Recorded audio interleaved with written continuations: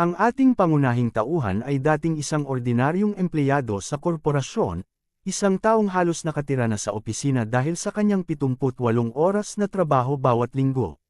Ngunit isang araw, bigla na lamang siyang nagising sa isang fantasy world, na parabang isa sa mga kwento sa mga laro o nobela.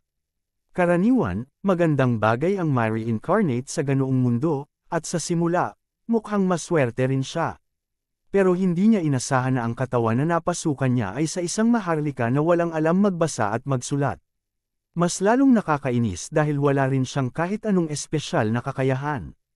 Gayunman, kahit ganito ang sitwasyon niya, hindi niya mapigilan ang maaliw sa masasarap na pagkain at sa mga polygon may mga aliping nag-aalaga sa kanya. Anak siya ng isang count, at kilala bilang batang maharlika na walang ginawa kundi kumain at maglaro buong araw. Sa totoo lang, labis ang kasiyahan niya sa bagong buhay na ito, kaya't ni hindi man lang niya tinanong kung anong mundo ang kanyang kinabibilangan. Habang pinapaliguan siya ng mga maid, pinaalalahanan nila siya na matulog ng maaga dahil darating ang kanyang mga kapatid kinabukasan. Nalito ang ating bida sa sinabi ng mga maid, kaya't nagtanong siya kung sino ang tinutukoy nila. Akala naman ng mga ito ay nagbibiro lang siya, kaya ipinaliwanag nila na ang kanyang mga kapatid ay sina Leo at Tonya ng pamilyang Palesyo. Pagkarinig niya ng apelyidong Palesyo, bigla siyang napatigil. May pamilyar na tunog iyon sa kanya. At nang tuluyang mag-click sa isip niya kung saan niya narinig iyon, itinulak niya ang ulo niya sa tubig sa sobrang pagkadismaya. Naalala niya bigla ang isang laro sa kanyang nakaraang buhay, isang larong tinatawag na Psychedelia, isang turn-based RPG na minsan niyang nilaro sa kabila ng kanyang sobrang abalang schedule. Sa larong iyon, kahit anong ruta ng manlalaro, lagi itong nauuwi sa trahedya kapag lumitaw na ang tinatawag na 5 dakilang kasalanan, greed, wrath, sloth, pride, at obsession. Sa sandaling lumitaw ang mga ito, bumabagsak ang buong kaharian, pati ang mga lungsod, ang mga maharlika, at lahat ng may kapangyarihan. Isa sa mga unang nawawasak ay ang Palesyo County. Ang panganay na anak ng pamilyang iyon ay si Leo, na kilala bilang hari ng prostitution. Ang pangalawa naman, si Tonya, ay tinatawag na hari ng droga. Sa madaling sabi, basura ang buong pamilya, mga maharlikang nagiging side characters lang bago pa man magsimula ang main story ng laro.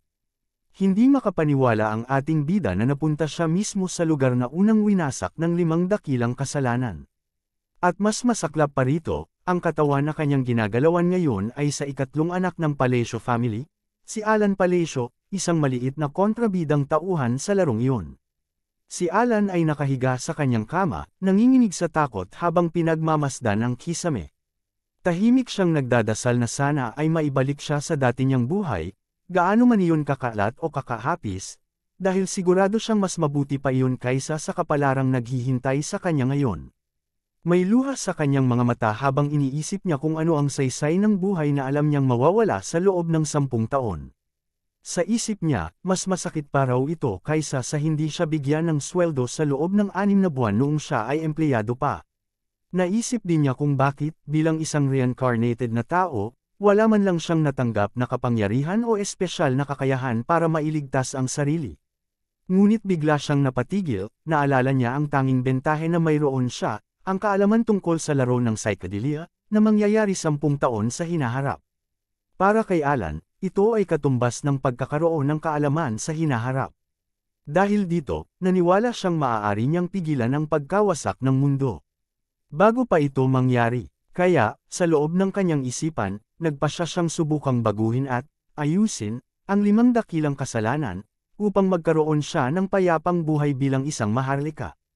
Ang mga kasalanang iyon ay mga bata pa lamang sa panahong iyon, kaya inisip niyang posibleng maiwasan pa ang trahedya. Lumipas ang 2 buwan matapos niyang magpasya, at isang araw ay pumasok sa kanyang opisina ang kanyang personal na kabalyero, si Evan. Ipinabatid ni Evan na nailigtas na niya ang mga ulila at nailagay ang mga ito sa ampunan na itinuro sa kanya ni Alan. Sa mga batang iyon, may isang babae na nagngangalang Yutia. Napangiti si Alan sa balitang iyon, at lalo nitong pinagtibay ang kanyang paniniwala na mapagkakatiwalaan si Evan.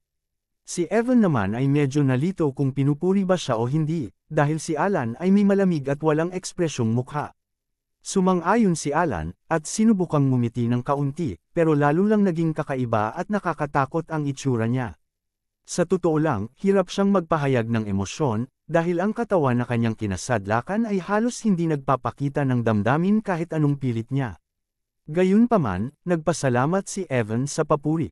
Alam ni Alan na sa larong Psychedelia, laganap ang pagtataksil, ngunit si Evan ay isa sa iilang tapat na karakter, isang top-tier supporting character na hindi kailanman nagtaksil sa kanyang Panginoon.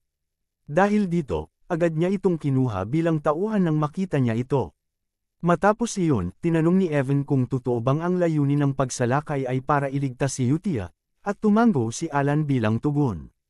Napaisip si Evan, naiintindihan na niya kung bakit interesado si Alan sa batang iyon. Kahit siya, na matagal ng bayarang mandirigma, ay alam na kakaiba si Utia. Isa siyang malakas na bata, kaya't nagtaka si Evan kung bakit siya madaling nahuli. Tinanong ni Alan kung bakit hindi niya dinala ang bata sa kanilang mansyon, dahil mas madali sanang bantayan ito doon. Pinuri niya si Evan sa magandang obserbasyon, pero ipinaliwanag na may dahilan kung bakit siya nanatili sa ampunan. Bagaman parang sinasayang lamang ni Alan ang kakayahan ng bata, iyon ay bahagi ng mas malalim niyang plano. Si Utia Bludia, ayon sa alam ni Alan mula sa laro, ay isang miyembro ng marahas na Blood Tribe, isang lahing may kapangyarihang nanggagaling sa isang kasunduang banyaga, isang nilalang mula sa ibang dimensyon. Sa hinaharap, siya ang magiging personifikasyon ng Wrath, isa sa 5 dakilang kasalanan. Bibigyan siya ng bansag na halimaw na dapat patayin, dahil sa daan-daang buhay na kanyang wawasakin. Ngunit, ayon kay Alan, kung mapapalaki si Utia ng maayos at payapa, maaari pa siyang hindi maging halimaw, at hindi rin mangyari ang trahedya. Dahil dito, pakiramdam ni Alan ay natanggal na niya ang unang landmine sa kanyang misyon. At dahil ayaw niyang ipaalam kay Evan ang totoong dahilan ng kanyang mga kilos, nagsinungaling siya at nagbigay ng mababaw na dahilan. At gaya ng inaasahan niya, naniniwala naman si Evan sa paliwanag niyang iyon. Sinabihan ni Alan si Evan na hindi pa tamang panahon para sa susunod nilang hakbang. Ipinag-utos niya na walang ibang makakaalam ng ginagawa nila. Bukod pa rito, inutusan niya si Evan na ibigay ang anumang pangangailangan ng ampunan upang matiyak na maayos ang kalagayan ng mga bata doon. Pagkatapos, iniabot ni Alan ang isang liham kay Evan, at sinabi niyang iparating ito kay Utia. Nagtanong si Evan kung mahalaga ba ang liham, at tumango si Alan, ipinaliwanag niyang ito ay para tulungan si Utia na makapagpahinga at makapag-adjust.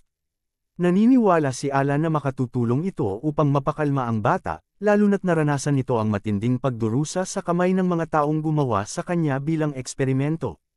Namangha si Evan na naglaan pa ng oras ang kanyang amo para sumulat ng personal na liham, at nangakong ihahatid ito ng ligtas, kahit hindi pa siya sigurado kung talagang mapapakalma ng liham si Utia.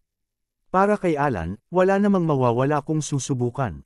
Sa katunayan, itinago niya sa loob ng magagandang salita ang isang mahalagang mensahe, isang banal na pahayag mula sa Archbishop na paulit-ulit niyang naririnig noong nilalaro pa niya ang Psychedelia.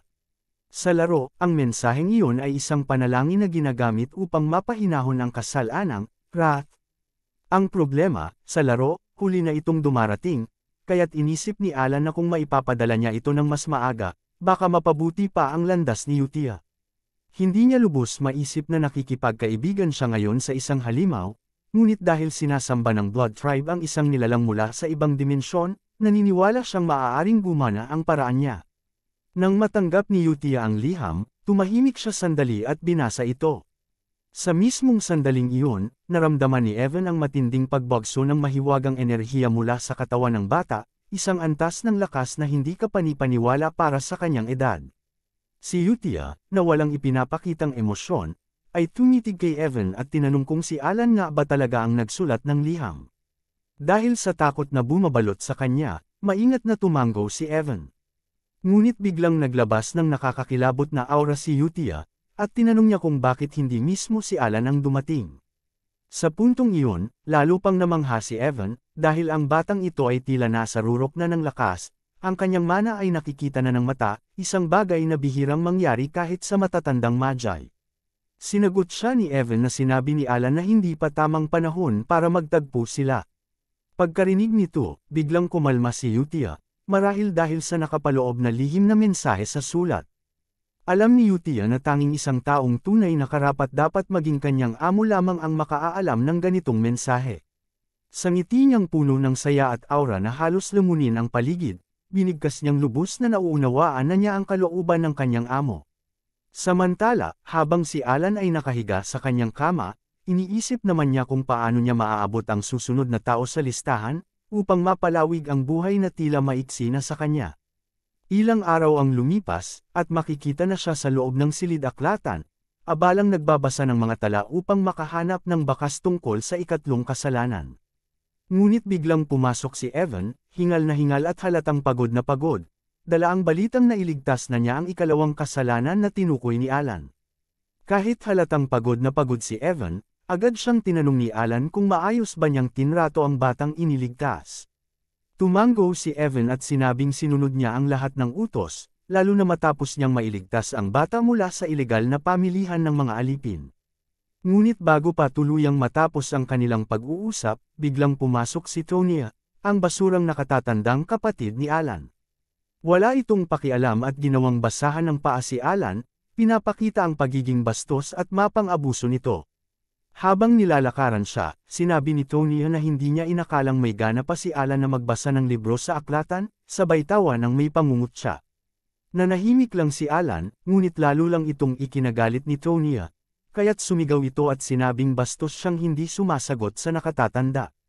Sa loob-loob ni Alan, hindi niya lubos maintindihan paano nabuhay ng ganito katagal ang dating may-ari ng katawan na ito, dahil sa ugali ni Tonya na mahilig mang-away.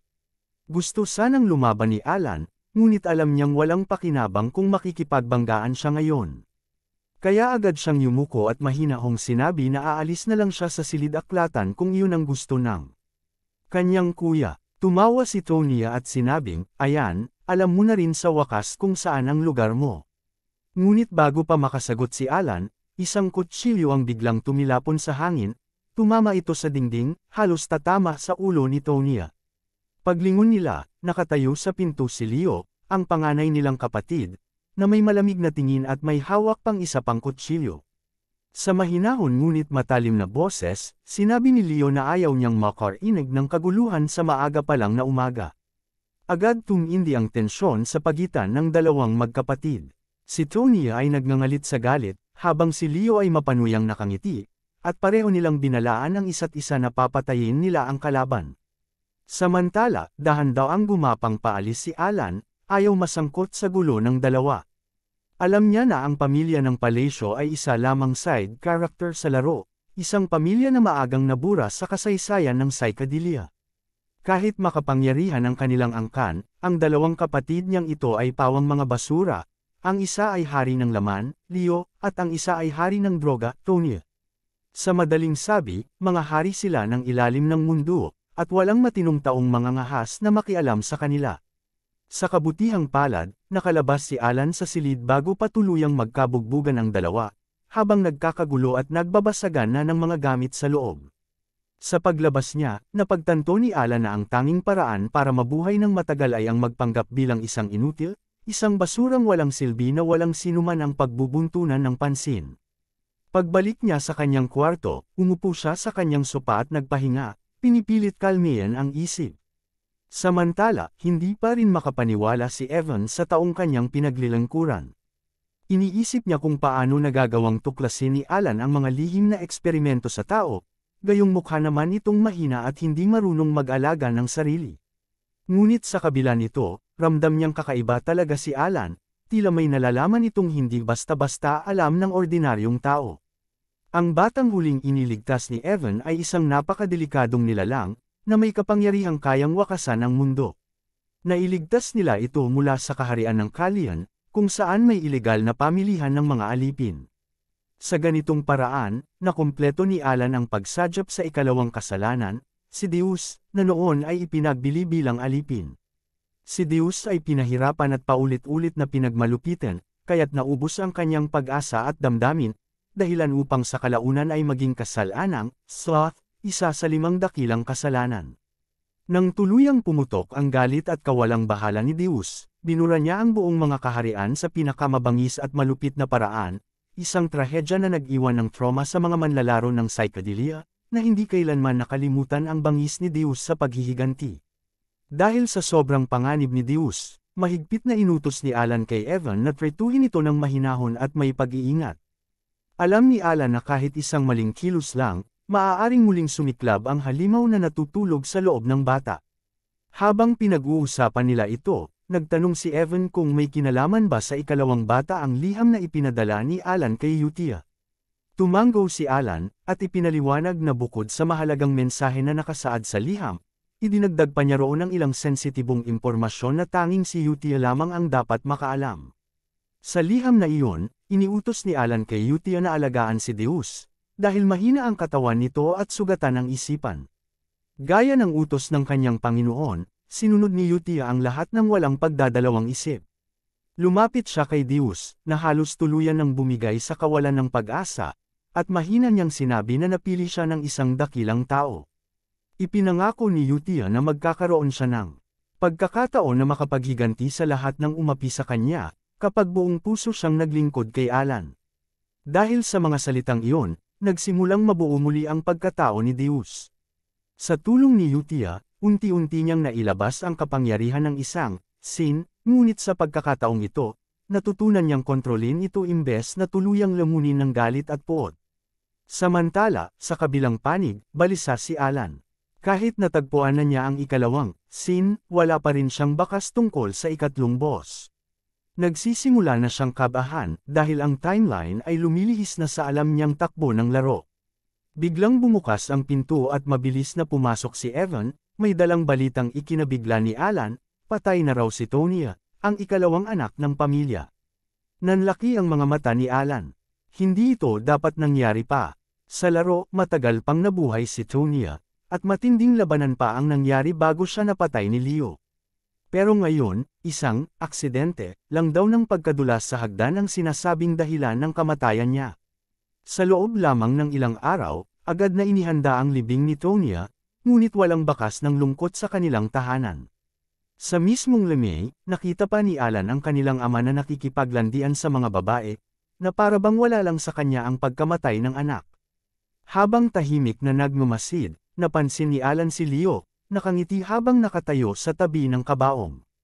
Lalong tumindi ang kutob ni Alan, hindi aksidente ang nangyari. Gayunman, pinili niyang huwag makialam. Ang mas mahalaga sa ngayon ay ituloy ang plano niyang buuin ang 5 dakilang kasalanan, 5 great sins. Lumipas ang 1 taon, at tila muling bumalik sa katahimikan ng buong sambahayan. Wala nang alitan tungkol sa pamumuno, at si Leo na ang humalili sa drug trade ni Tonya.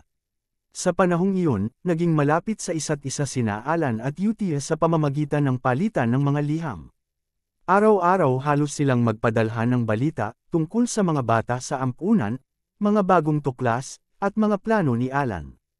Dahil sa mga proyektong pinapatakbo ni Alan, patuloy na dumarami ang mga donasyon sa ampunan, at lalo itong umunlad. Isang gabi, dumating si Evan dala ang isang mabuting balita, nakakita na siya ng bakas tungkol sa hinahanap ni Alan, isang sinaunang tala na naglalaman ng impormasyon tungkol sa ikatlong sin. Ngumiti si Alan, puno ng pag-asa. Sa wakas, malapit na niyang matagpuan ang ikatlong boss. Tahimik ang gabi para kay Alan, ngunit hindi ganoon sa isang lugar kung saan isinasagawa ang operasyon ng droga. 2 mataas na opisyal ni Leo ang dumating sa isang bodega, ngunit laking gulat nila nang makita ang kanilang mga kasamahan na nakahandusay sa sahig, naliligo sa sarili nilang dugo. Ang ilan na lamang na buhay ay biglang nagsimulang saktan ang kanilang sarili, para bang may pumipilit sa kanila. Pinagsasaksak nila ang kanilang mga leeg sa pinakakarumaldumal na paraan. Di nagtagal, pati ang 2 opisyal ay nakaranas ng parehong kapalaran. Lumabas kalaunan na ang may kagagawa ng lahat ay si Deus, at siya ay pinangangasiwaan ni Utia. Pagkatapos nilang burahin ang mga masasamang tao, tinanong ni Deus si Utia kung may kabuluhan ba talaga ang lahat ng kanilang ginawa. Sinagot siya ni Utia na mayroon. Tinanong din ni Utia kung naaawa ba siya sa mga kalaban, ngunit sinabi ni Deus na hindi, dahil sila ang dahilan kung bakit napapasama ang mga tao sa paggamit ng droga. Ang tanging iniisip niya ay kung paano ito konektado sa kanilang plano ng paghihiganti. Ipinaliwanag ni Utia na ang kanilang ginawa ay paghahanda para sa pagbabalik ng kanilang master, at dahil paparating ito, hindi nila maaaring hayaang magulo ang trono nito. Noon lamang tuluyang naunawaan ni Deus ang mga aral na paulit-ulit na sinasabi ni Utia.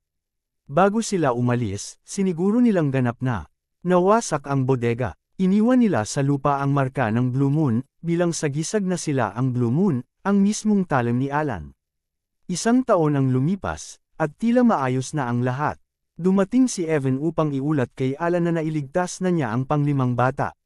Dinala rin niya ito sa ampunan, kaya labis ang tuwa ni Alan, sapagkat iyon ang bagay na matagal na niyang pinuproblema.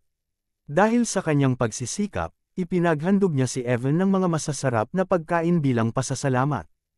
Ayon sa kanilang karanasan, ang paghahanap sa ikatlong kasalanan, greed, ang pinakamatindi, ngunit nagtagumpay sila dahil sa kaalaman ni Alan bilang gamer. Ginawa ni Evan ang lahat upang masiguro na magiging maayos ang lahat sa huli. Sinabihan ni Alan si Evan na maaari na itong magpahinga, dahil matagal-tagal na rin itong tumatakbo sa iba't ibang misyon. Tinanong ni Evan kung tapos na ba ang misyon sa ampunan, at sinabi ni Alan na oo. Laking ginhawa ni Evan nang marinig yun, ngunit napansin niyang parang hindi masaya ang kanyang amo. Nang tanungin niya ito, sinagot ni Alan na masaya naman siya, sabay sabing, ngayon nga, nakangiti ako.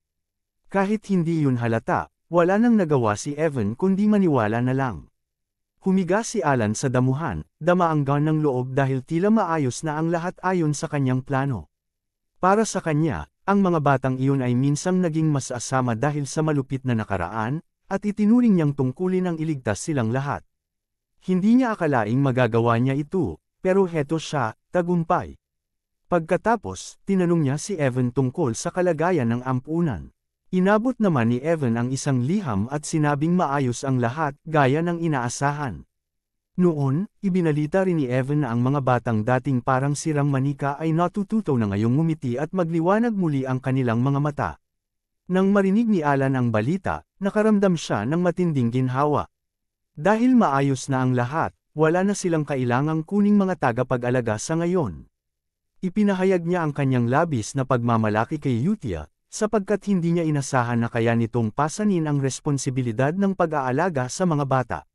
Sa isip ni Alan, marahil ay naging madali ito para kay Utia dahil sa koneksyon nito sa ampunan kung saan siya lumaki. Sinabi ni Alan kay Evan na base sa lahat ng nakita niya, mabuting bata si Utia. Maging sa liham na ipinadala nito, tiniyak ni Utia kay Alan na wala na itong dapat ipag-alala dahil maayos na ang lahat. Hindi maitago ni Alan ang tuwa habang sinasabi niyang labis siyang ipinagmamalaki na lumalaki ng maayos ang mga bata, lalo na't lahat ng lima ay tila nagbabago para sa mas mabuti. Napagtanto rin niya na napakahalaga ng magandang kapaligiran sa kanilang pag-unlad. Tinanong naman ni Evan kung kailan planong makipagkita ni Alan sa mga bata, dahil dati raw ay sinabi nitong darating din ang oras para roon. Ngunit sa loob-loob ni Alan, wala talaga siyang balak na makita ang mga ito ng personal. Alam niyang makabubuti sana ang pagkikita upang maging mas malapit sila, ngunit natatakot siya sa mga personalidad ng mga bata, mga ugaling nasaksihan na niya noon habang nilalaro pa ang laro. Gayunman, pinaniwalaan niyang magiging maayos naman ang lahat dahil nailigtas niya ang mga bata bago pa man sila tuluyang magising sa kanilang madilim na pagkatao. Kaya't nagsinungaling siya kay Evan, sinabing baka sa hinaharap ay makipagkita rin siya sa mga bata. Sa isip niya, dahil natapos na niya ang misyon ng pagsadjep, ang susunod niyang hakbang ay matutong lumaban. Nais niyang magkaroon ng sariling kakayahang ipagtanggol ang sarili, dahil alam niyang hindi sapat ang umasa lamang sa mahika, lalo na't kailangan iyon ng likas na talento, na alam niyang mayroon siya. Maya-maya, tinanong siya ni Evan kung narinig na ba niya ang tungkol sa Blue Moon. Umiling si Alan at sinabing hindi pa. Ipinaliwanag ni Evan na ito ay isang grupo na kamakailan lamang sumikat dahil sa pagtugis sa mga kriminal na organisasyon. Para kay Alan, parang simpleng paglilinis ng basura lamang iyon, kaya hindi niya nakitang dapat itong ikabahala.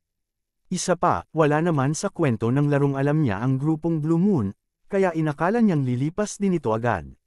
Ngunit biglang nabigla si Alan nang sabihin ni Evan na ang grupong iyon ay pumatay na rin ng ilang nobo. Dahil dito, nagduda si Evan na baka may alam si Alan tungkol sa kanila. Nang marinig ito, agad na inutusan ni Alan si Evan na sa kwarto katabi niya muna matulog, para mas madali niyang mabantayan. Samantala, sa kabilang dako, ang pinuno ng Blue Moon na si Utia ay kasalukuyang kumukuha ng ulat mula sa kanyang mga kasamahan. Si Seilrang, na kumakatawan sa kasalaan ng Pride, ay nagulat na tinapos na niya ang mga pinuno ng mga mangangalakal ng alipin. Bago niya pinatay ang mga ito, binigyan pa niya sila ng pagkakataong mabuhay, kung mahuhulaan lamang nila ang kulay ng kanyang mga mata. Ngunit gaya ng inaasahan, nabigo silang lahat, kaya pinaslang niya ang mga ito ng walang pag-aalinlangan. Sunod na nagulat si Rin, ang kasalaan ng Greed, na maayos niyang nailibing ang lahat ng bangkay.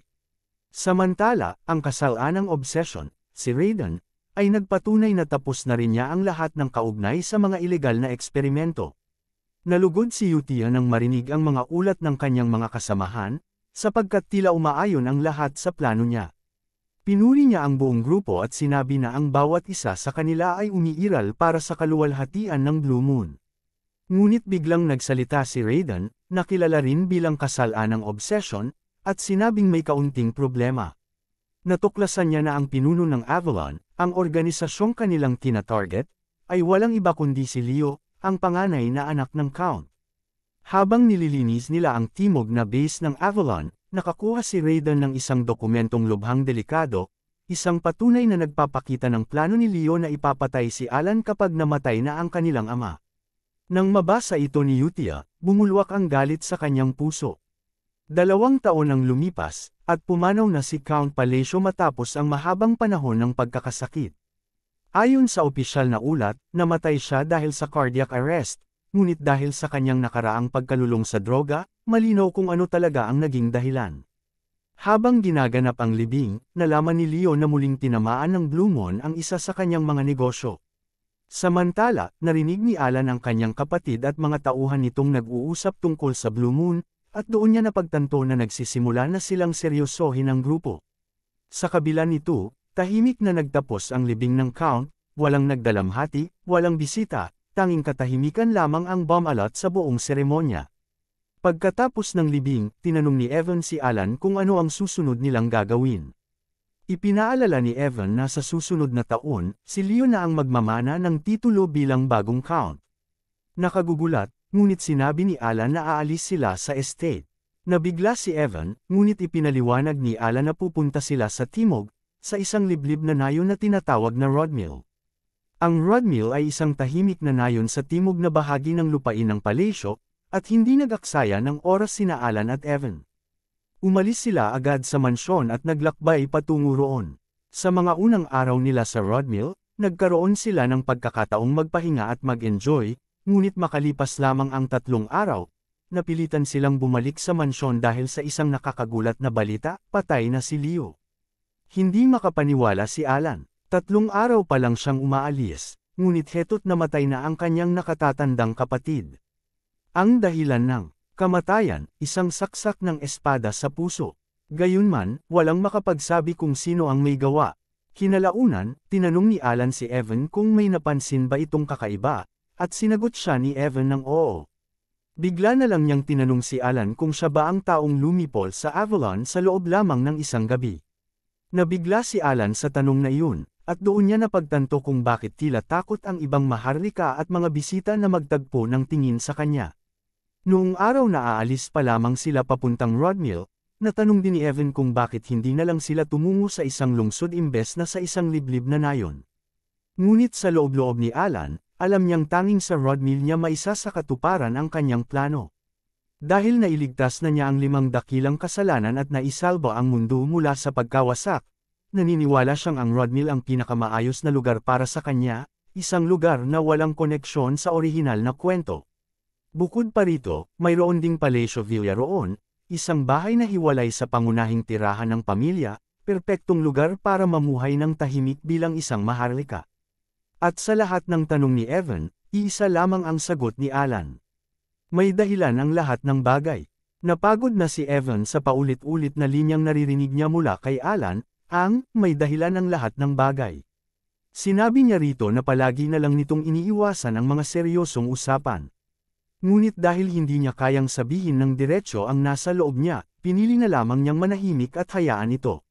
Sa kabilang banda, si Leo ay matagal nang nagbabalak na patayin si Alan. Ngunit nang malaman niyang kusa itong aalis sa mansyon, nagpasya muna siyang ipagpaliban ang plano. Sa harap ng lahat, yumuko pa si Alan sa kanya na parang takot at magalang, kaya't lalo siyang nakumbinsing walang laban ang kapatid. Dahil dito, pinayagan niyang umalis ito. Gayunman, inutusan niya ang kanyang kanang kamay na si Allman na sundan ang karwahe ni Alan. Nang marinig iyon, nagtanong si Allman kung ang ibig bang sabihin ni Leo ay gusto niyang ipapatay si Alan. Gusto lamang nitong makasiguro kung iyon talaga ang utos. Nabigla si Leo sa tanong, sapagkat si Allman ay kilala niyang laging tahimik at sumusunod sa lahat ng kanyang sinasabi ng walang pagdadalawang isip. Galit na galit si Leo at sinigawan si Allman, sinasabing trabaho lamang nito ang sumunod, hindi magtanong. Ngunit bago pa niya matapos ang galit na salita, itinarak bigla ni Allman ang espada sa kanyang dibdib. Nanlaki ang mga mata ni Leo sa pagkabigla, halos hindi makapaniwala sa nangyayari. Sa gitna ng pagdurugo, natanong niya si Allman kung bakit siya pinagtaksilan. Ngumiti lamang si Allman at sinabing mahilig siya sa mga laro. Ipinahayag niyang matagal na siyang nakikilaro lamang dahil ang totoo, hindi siya si Allman, kundi si Raiden, ang kasalanang obsession. Bago tuluyang tapusin si Leo, sinabi ni Raiden na walang sinumang pwedeng makasakit sa kanilang master, ang dakilang buwan. Ipinunto niya na maaaring limitado ang kanilang mga misyon, ngunit pagdating sa kaligtasan ng kanilang pinuno, walang pagdadalawang isip. Ipinaliwanag din niya na sadyang hinintay niyang marinig mula mismo kay Leo ang salitang gusto nitong saktan si Alan, bago siya kumilos upang tuluyang alisin ito sa laro. Ayon pa kay Raiden, 2 taon siyang naghintay para sa sandaling iyon, ang sandaling magkamali si Leo. Habang unti-unting bumabagsak si Leo sa sahig, sinabi pa nitong hindi makakatakas si Raiden sa mga tauhan niya. Ngunit ngumiti lang si Raiden at sinabing mula sa sandaling iyon, ginawa na niyang pangunahing layunin ang paglipol sa Avalon. Iling na lang ang isinagot ni Raiden habang pinagmamasdan si Leo na unti-unting nawawalan ng buhay.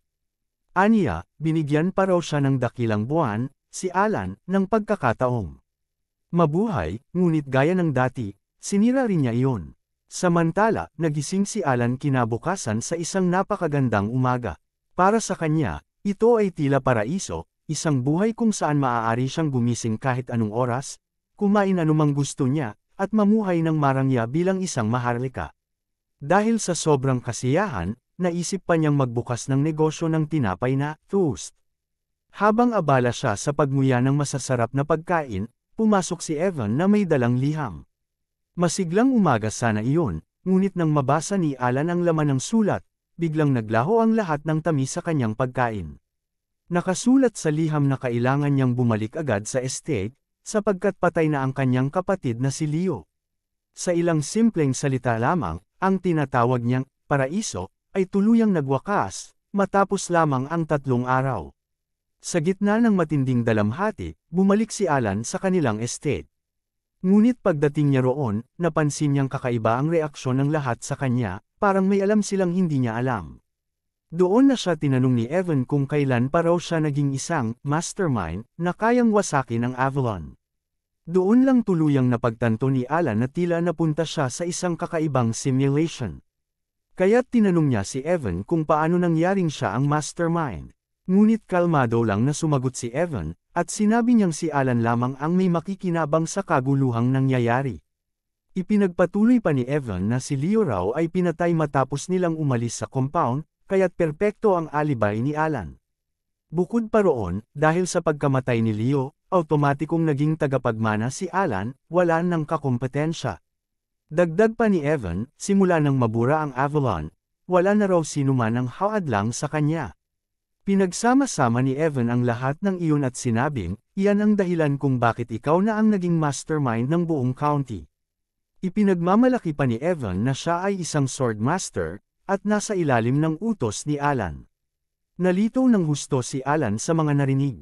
Tinanong niya si Evan kung nag-e-enjoy ba ito, dahil tila naglalaro lang ito sa sitwasyon. Umupo siya, tahimik na pinag-isipan ang lahat ng nangyari. Sa isip-isip niya, imposibleng may organisasyong kayang pabagsakin ang Avalon sa loob lang ng isang gabi.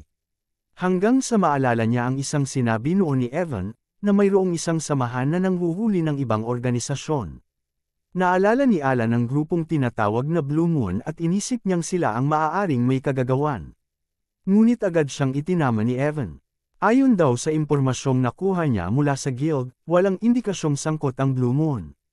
Paliwanag pa ni Evan, hindi nag-iiwan ng mga bangkay ang Blue Moon, marka lamang ang iniiwan nila. Samantalang ang mga opisyal ng Avalon ay pinatay gamit ang espada. Doon napagtanto ni Alan kung bakit siya napiling maging mastermind, dahil may kasama siyang tauhan na gumagamit ng espada, si Evan mismo. At dahil hindi naman lumitaw ang Blue Moon bago ang pangunahing kwento, at wala ring ebidensyang sila ang salarin, nagsimula siyang magtanong sa sarili kung sino nga ba talaga ang nasa likod ng lahat. Makalipas ang ilang araw, sa isa sa kanilang mga karaniwang pagpupulong, tinanong ni Utia ang kanyang mga kasamahan kung may mga bakas ba silang naiwan sa nangyari. Ngunit siniguro sa kanya ng mga ito na wala ni isa, tanging mga bangkay lamang ang naiwan, at lahat ay naganap ayon sa plano ni Utia. Ngumiti si Utia, labis na nasiyahan dahil matagumpay ang kanyang estratehiya. Sa loob lamang ng 5 araw, siya at ang kanyang grupo ay tuluyang nagdulot ng pagbagsak ng Avalon, ang makapangyarihang organisasyong minsang kumontrol sa Asteria Kingdom. Ngunit bago pa matapos ang kanilang usapan, binanggit ni Raiden na hindi pa ganap ang paglilinis. Tinanong siya ni Utia kung ano ang ibig niyang sabihin, at ipinaliwanag ni Raiden na may natagpuan pa siyang mga maharlikang konektado sa Avalon. Ayon sa mga natuklasan, ang Altia Duchy ang lumalabas na may pinakamatinding kaugnayan sa lahat ng nangyari. Dahil dito, hindi na nagdalawang isip si Utia at agad niyang sinabi sa grupo na kailangan nilang tahimik na alisin ang banta. Pagkatapos, tinanong ni Utia ang kanyang mga kasama tungkol sa Information Guild. Agad naman silang nagulat na wala umanong anumang bakas na nag-uugnay sa kanila sa pagkawasak ng Avalon. Sa katunayan, pare-pareho raw ang pananaw ng lahat ng guild, tinatawag nila itong impyernong nilikha ng Swordmaster. Doon nagsalita si Rin at tinanong si Utia kung ipagpapatuloy ba nila ang pagbabantay. Tumango si Utia at sinabing kailangan nilang manatiling mapagmasid. Ipinaalala rin niya kung gaano kahalaga na huwag malaman ng kanilang master ang lahat ng nagaganap. Ibinahagi ni Deus na si Leo, ang kapatid ni Alan, ang unang nagtangka laban sa kanila. Ngunit sinabi ni Utia na kahit ganoon, hindi pa rin nila kayang bigyang katwiran ang kanilang ginawa, dahil hindi ito direktang iniutos ni Alan. Ipinaalala niya sa lahat na sila ay mga espada lamang, hindi sila dapat kumilos o mag-isip sa sarili nilang kagustuhan.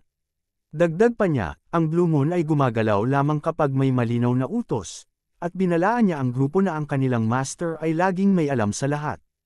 Kaya't pinaalalahanan niya sila na mamuhay ayon sa pamantayang itinakda ng kanilang master, at huwag kailanman siyang bigwon. Nagulat si Deus sa mga sinabi ni Utia. Hindi niya inasahan na ang isang tulad ni Utia, na napakalakas, ay may takot na malaman ni Alan ang lahat ng kanilang ginawa. Gayunman, wala siyang nasabi dahil batid niyang lahat ng ginagawa nila ay para kay Alan. Makaraan ang 1 buwan, abala na si Alan sa sandamakmak na gawain. Hindi ito ang buhay na kanyang inaasahan, pero ito na ang buhay na pinili siya. Dahil sa pagkamatay ni Leo, napunta sa kanya ang lahat ng responsibilidad at kasabay nito, ang puot ng mga tao sa paligid. Ang nakakagulat pa, ang pagkamatay ni Leo ay hindi pa dapat mangyari sa loob ng 6 na taon, ngunit nangyari ito ng mas maaga. Sa biglaang pagkawala ng buong pamilya, bumagsak ang lahat ng gawain kay Alan.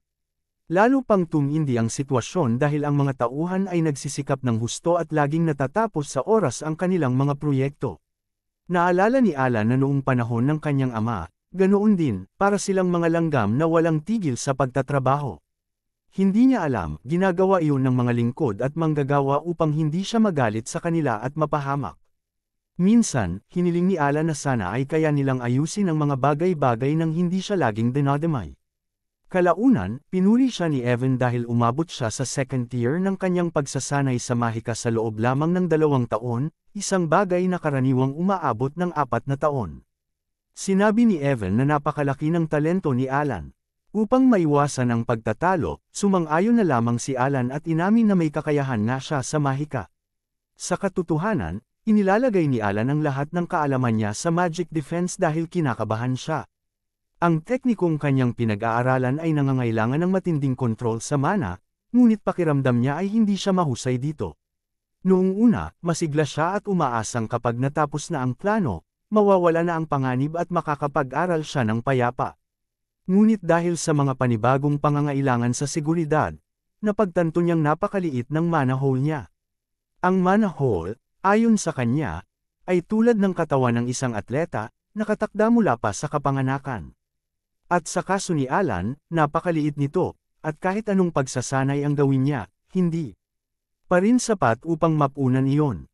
Habang iniisip ni Alan kung gaano nakastress ang buhay niya, biglang dumating si Evan at sinabi na may natanggap silang paanyaya para sa isang sayawan. Nagulat si Alan, hindi niya inaasahang maimbitahan sa isang party, ngunit wala siyang magawa kundi dumalo. Pagdating niya sa bulwagan, agad siyang napabuntong hininga at nagreklamo na pagod na siya kahit hindi pa nagsisimula ang gabi. Ang naturang pagtitipon ay isang karaniwang ball kung saan nagkakakilanlan at nagne-network ang mga maharlika sa timog na bahagi ng Asteria Kingdom. Habang tinitingnan ni Alan ang mga bisita, naisip niyang magandang pagkakataon ito upang makipag-ugnayan sa iba pang mga maharlika. Dahil siya na ang magiging count, alam niyang ang pagkakaroon ng maayos na koneksyon ay makatutulong upang masiguro ang kanyang kaligtasan sa hinaharap. Ngunit nang sinubukan niyang makihalubilo, napansin niyang biglang nagsialisan ang mga tao palayo sa kanya, para bang isa siyang nakakahawang sakit. Nilapitan siya ni Evan upang palakasin ang loob, sinabihang huwag masyadong maapektuhan. Ngunit hindi naman talaga nagalit o nasaktan si Alan, inaasahan na niya ang ganitong reaksyon. Tahimik niyang sinabi kay Evan na magpapalim muna siya, at nagtungo siya sa mesa ng mga inumin habang pinag-iisipan ang susunod na hakbang. Kahit itinuturing siyang itim na tupa ng pamilya, determinado siyang ayusin ang sitwasyon gamit ang mga kasanayang panlipunan na palihim niyang pinagpraktisan. Kumuha siya ng baso ng alak at lumapit sa isang babae. Habang nakikipag-usap, binanggit niya kung gaano kasarap ang inumin at nagbiro pa na gusto niyang mag-uwi ng ilang bote. Tinapos niya ang pag-uusap sa isang ngiti, ngunit, gaya ng inaasahan, nakakatakot ang itsura ng kanyang ngiti. Napalunok sa kaba ang babae at biglang nagsabi na kakausapin niya ang kanyang ama tungkol sa mga alak. Bago pa man makasagot si Alan, tumakbo na ito palayo. Naiwan siyang mag-isa, habang nagsimula ang mga bisita sa bulwagan na magbulungan. Pinag-uusapan nilang tinakot daw ni Alan ang inosenteng babae, at pinaniwalaang mas malala pa siya kaysa sa mga yumaong kapatid niya. Sinubukan ni Alan kumbansihin ang sarili na hindi siya tinakbuhan dahil sa takot, baka raw nahihiya lang ang babae. Nilapitan siya ni Evan upang damayan, at binanggit kung gaano karami ang mga sakripisyong ginawa niya para lang mapaganda ang lahat. Doon tuluyang napagtanto ni Alan kung gaano kasama ang reputasyon ng kanilang apelyidong Palesyo. Dahil sa mga tsismis na siya raw ang pumatay sa mga kapatid niya, naging malinaw sa kanya na siya na ngayon ang taong pinakanilalayuan ng lahat. Pagod na sa ingay ng silid, sinabi ni Alan kay Evan na kailangan niyang lumabas para makalanghap ng sariwang hangin. Habang naglalakad siya papunta sa balkonahe, hindi niya namalayang may isang babaeng may pulang buhok na matamang nakamasid sa kanya. Habang nakatayo si Alan sa balkonahe, napaisip siya sa magulong buhay na kanyang pinagdadaanan, isang buhay na tila wala ng direksyon. Ngunit hindi nagtagal, isang kakaibang babae ang lumapit at nagsabing gusto raw siyang makausap. Nagulat si Alan, bihira na kasi ang kusang lumalapit sa kanya. Nang tumingin siya ng mabuti, napagtanto niyang ang babae ay si Loria, ang ikatlong anak ng Altia Ducal House. Hindi man siya lubos na nabigla, alam niyang kakaiba na may isang miyembro ng pamilyang iyon na nakikipag-usap sa kanya. Naalala ni Alan na ang pamilya Altia ay kilalang isa sa mga pangunahing kontrabida sa laro, itinuturing silang itim na tupa ng hilaga. Dahil dito, napagtanto niyang ang taong pipili na makipag-usap sa kanya ay siguradong hindi ordinaryong babae. Ngunit nagtaka siya kung bakit hindi niya maalala si Loria, dahil sa pagkakatanda niya, hindi ito lumabas. Sa mismong laro, hindi na nagpaligoy-ligoy si Loria at diretsahang sinabi kay Alan na kailangan niya ang tulong nito, dahil malapit na raw siyang paslangin. Nabigla si Alan sa narinig. Ipinagpatuloy ni Loria ang paliwanag, sinabing hanggang sa sandaling iyon ay pinuprotektahan pa siya ng kanyang ama, ngunit dahil siya ay anak sa labas, unti-unti na raw siyang tinatanggal sa larawan.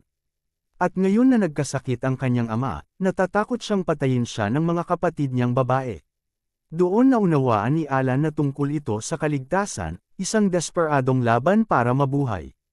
At biglang pumasok sa isip niya ang dahilan kung bakit hindi niya maalala si Laurier sa laro, namatay pala ito bago pa magsimula ang pangunahing kwento.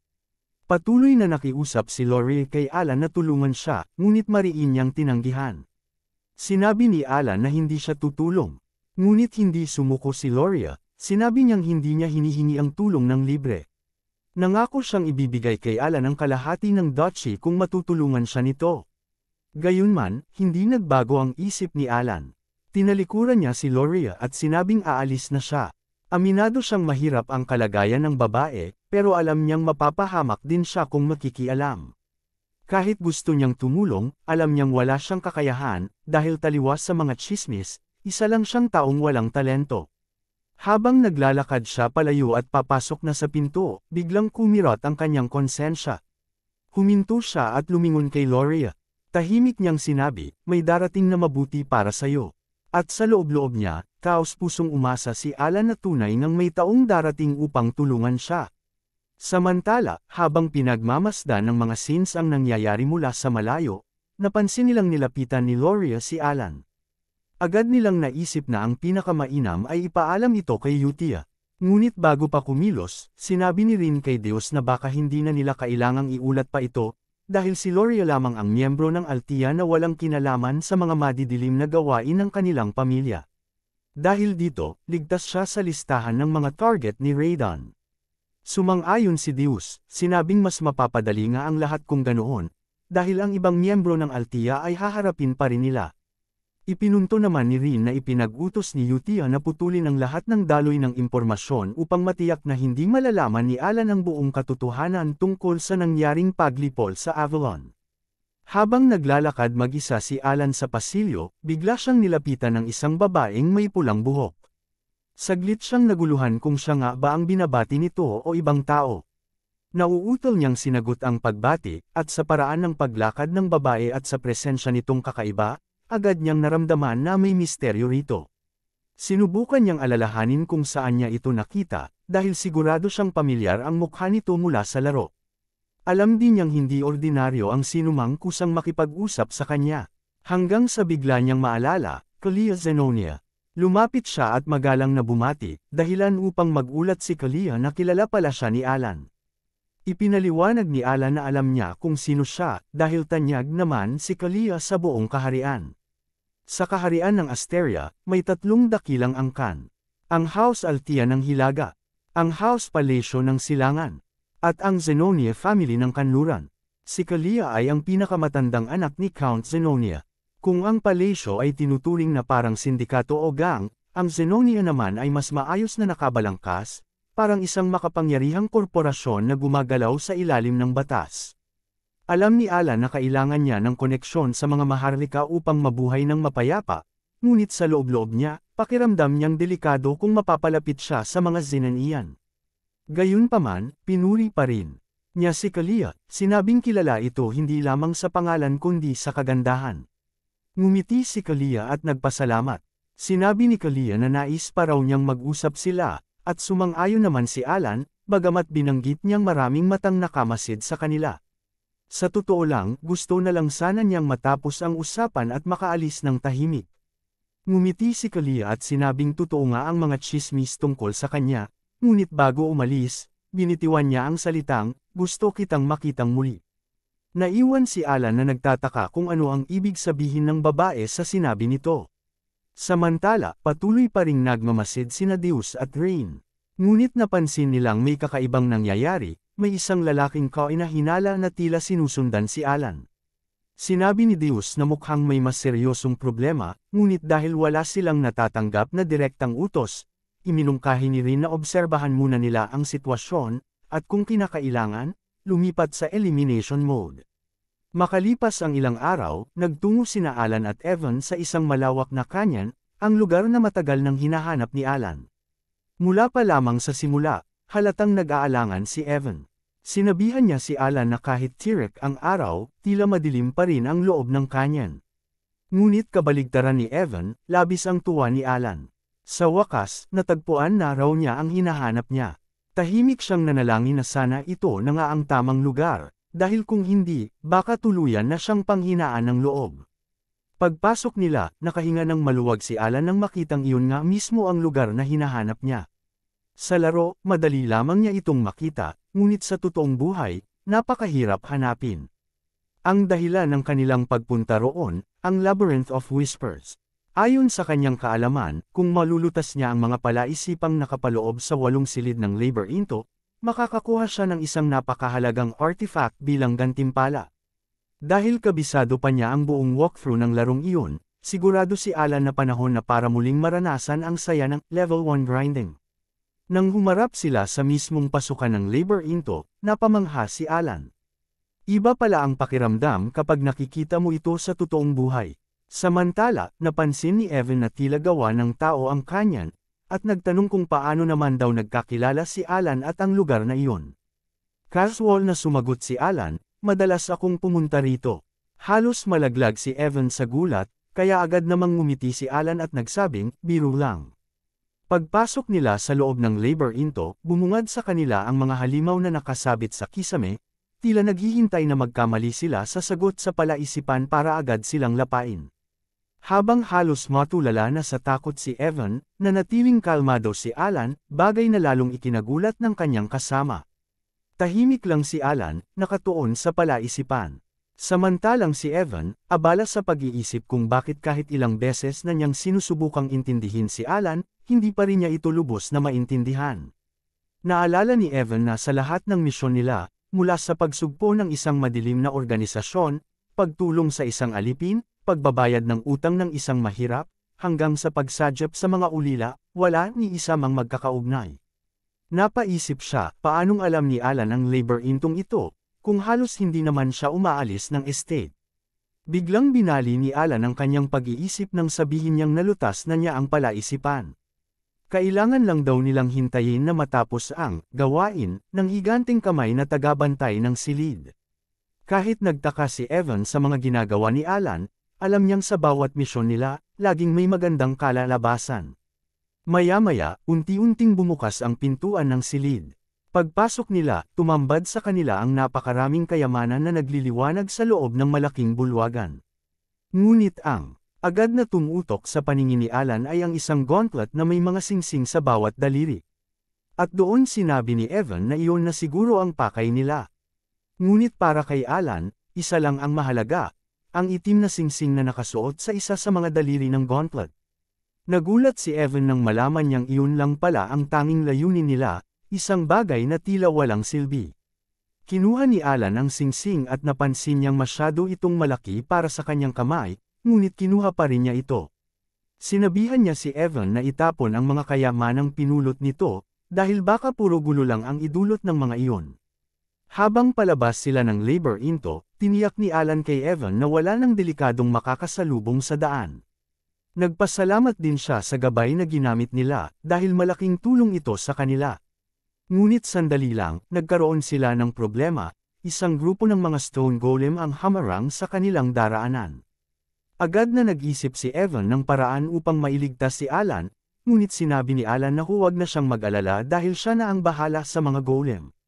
Sinubukan ni Evan na pigilan siya, sinabing ang pagtakas ang dapat nilang unahin kahit ano pa ang balak ni Alan, ngunit hindi siya pinakinggan. Lumapit si Alan sa mga golem habang itinataas ang daliring may suot na singsing.